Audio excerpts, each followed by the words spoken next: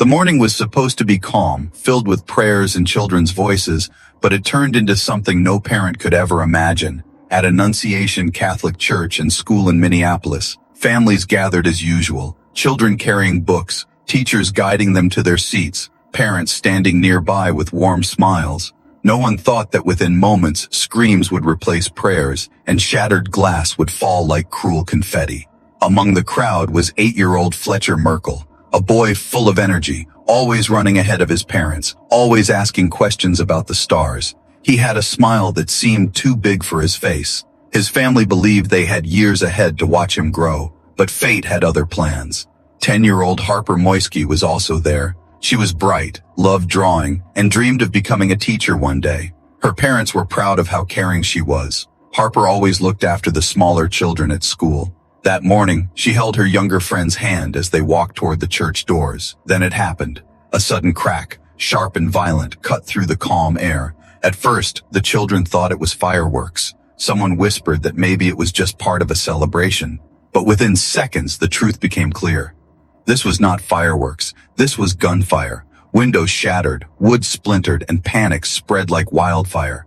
Students screamed and crouched under benches. Teachers shouted for everyone to stay down. The holy place that was supposed to be safe turned into a battlefield. An 8th grade boy, Javen Willis, later told reporters that some of his classmates thought the falling glass was confetti. They laughed for a brief second before realizing it was blood and broken glass. That single moment of confusion turned into terror. Teachers rushed to shield the youngest, some even covering children with their own body. As parents who were standing near the entrance froze in shock, some screamed their children's names, but the noise drowned every voice. Outside, sirens wailed as police cars raced toward the scene. Inside, children tried to stay silent, their small bodies trembling with fear. They had practiced drills before, lockdown procedures, but no one was ready for this reality. The shooter walked through the chaos, carrying multiple weapons, firing without mercy. Every second felt like an hour, every breath filled with fear. By the time the gunfire ended, 2 lives had already been stolen. Fletcher Merkel and Harper Moisky lay still, their families broken in ways words cannot describe. Around them, nearly 20 others were wounded, both children and elderly parishioners. Blood stained the floors of a place meant for peace. Parents outside were held back by police as SWAT entered. Desperate cries filled the street. Fathers begged to be let in. Mothers screamed their children's names. But it was too late for Fletcher and Harper.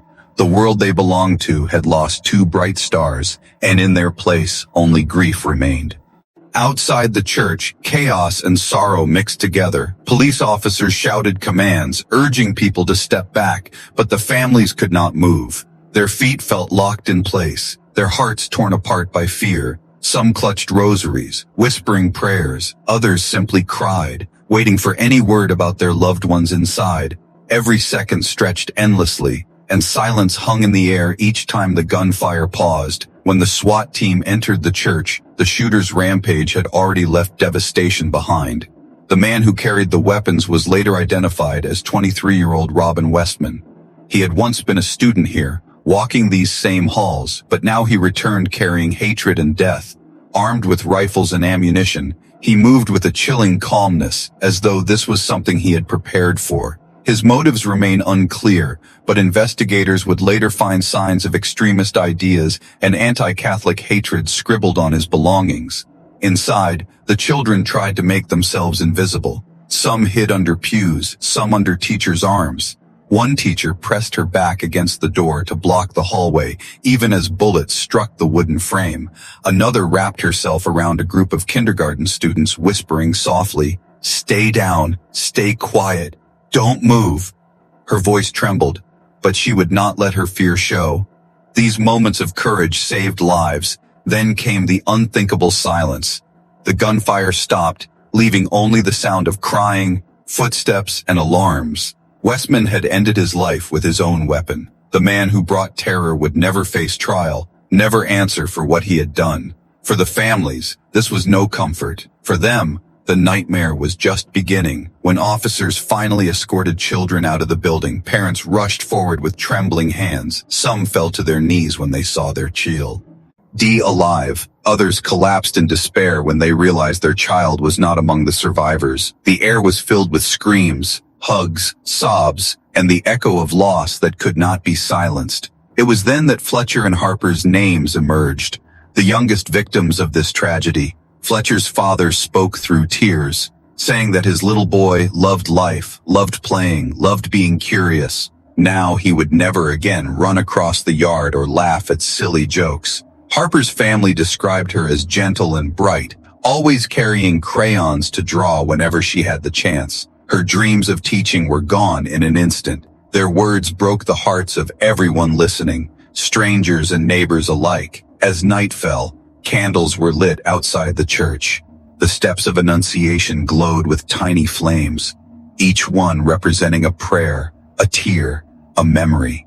Thousands gathered, holding hands, singing softly. Parents held their children closer than ever before. The church bells rang not in celebration, but in mourning, echoing across the city like a cry from heaven. The next morning, the city of Minneapolis woke up heavy with grief. News outlets filled every screen with images of candles, flowers, and the smiling faces of Fletcher and Harper. Two children who should have been in school that day, learning and laughing, were now forever gone. Their names became symbols of innocence stolen too soon. Across Minnesota, people asked the same question: how could something so cruel happen in a place meant for faith and safety?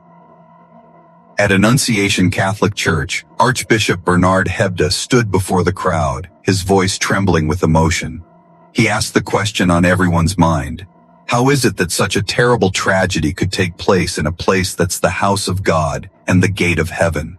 His words carried both sorrow and disbelief. The church that had once echoed with hymns now carried the silence of grief. Families held each other tightly, whispering prayers through their tears. Fletcher's father could not hold back his anger as he spoke. His voice cracked when he said, "Because of a coward's actions, we will never hold him, never play with him, never see him grow up." Each word struck the crowd like a hammer, reminding them of what had been taken.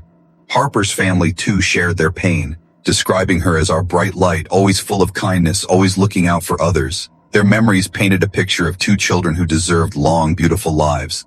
But beyond grief came questions of responsibility. Politicians, community leaders, and parents all spoke of the need for change. Senator Amy Klobuchar addressed the press with tired eyes and a heavy voice. "I am so tired of colleagues who refuse to act on gun control after tragedy, she said. Her words echoed the frustration of countless families across America. For them, thoughts and prayers were no longer enough. They wanted answers. They wanted laws that could prevent another tragedy like this. On television, debates filled the air. Some focused on mental health, others on the easy access to guns.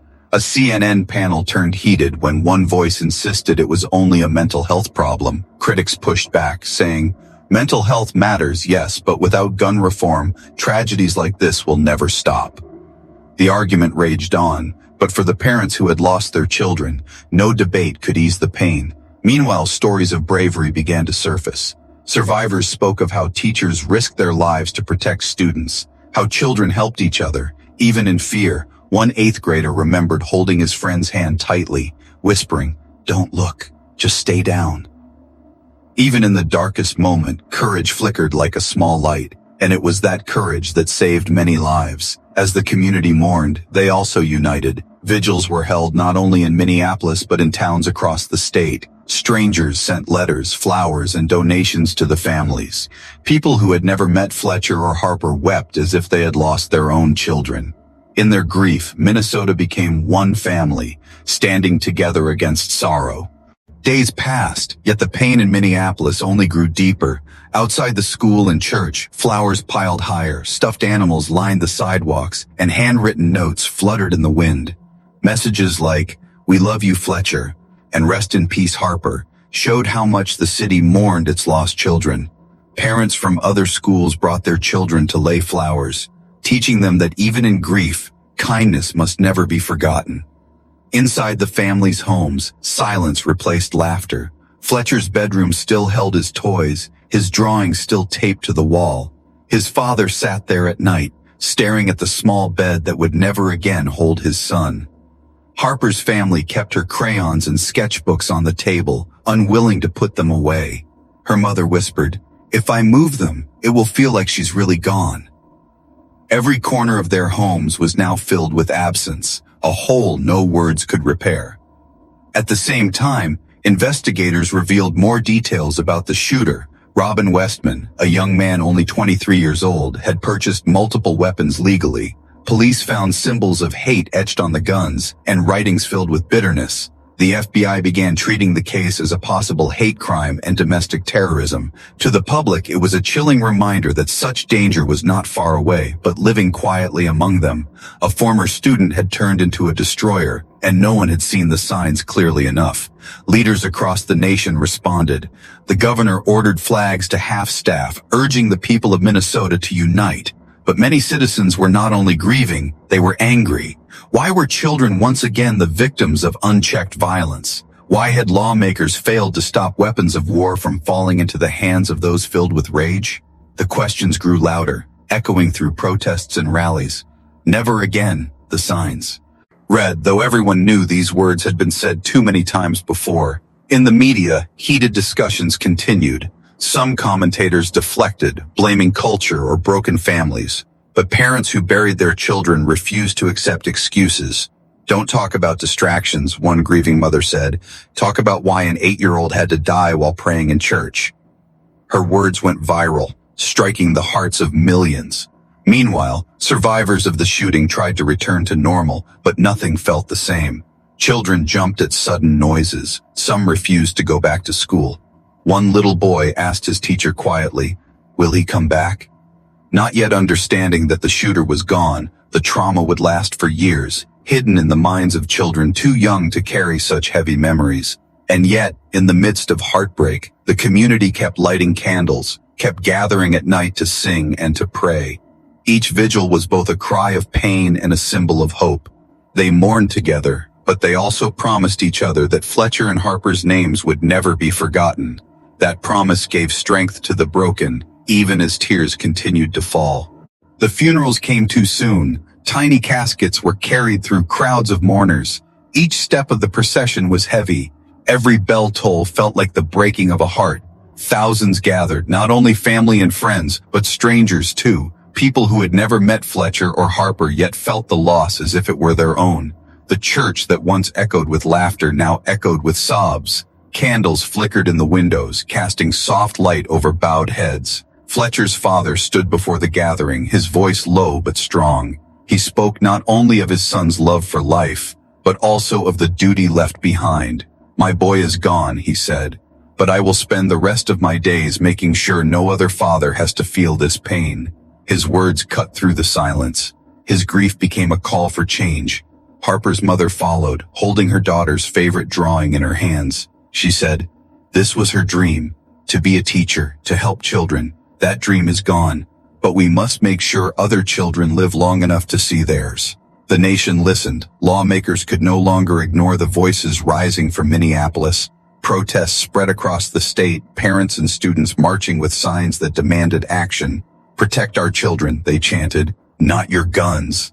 The debate over gun reform grew louder, spilling into Congress. While some resisted, others admitted this tragedy was a breaking point. For many, the images of Fletcher and Harper's faces were seared into their minds, innocent reminders of what was at stake. At the same time, hope quietly began to bloom. Scholarships were created in Fletcher and Harper's names. Neighbors collected donations for victims' families.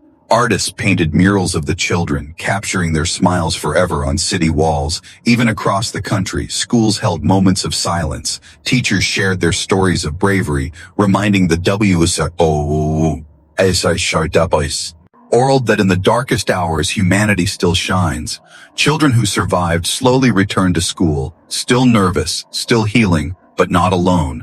Counselors walked beside them. Teachers held them closer. Parents hugged them a little tighter every morning, knowing life could change in an instant. Trauma remained, but so did resilience. For every tear, there was also a promise that love would not be defeated by hate.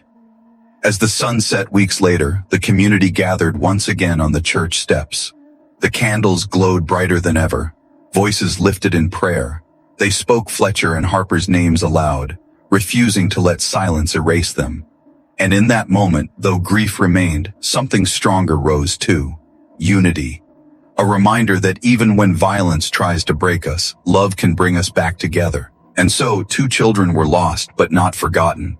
They became more than victims. They became symbols of innocence, symbols of courage, and symbols of a community that refused to surrender to despair. Fletcher and Harper's lives, though short, left behind a message the world could not ignore. Protect the children, cherish every day, and fight for a safer tomorrow.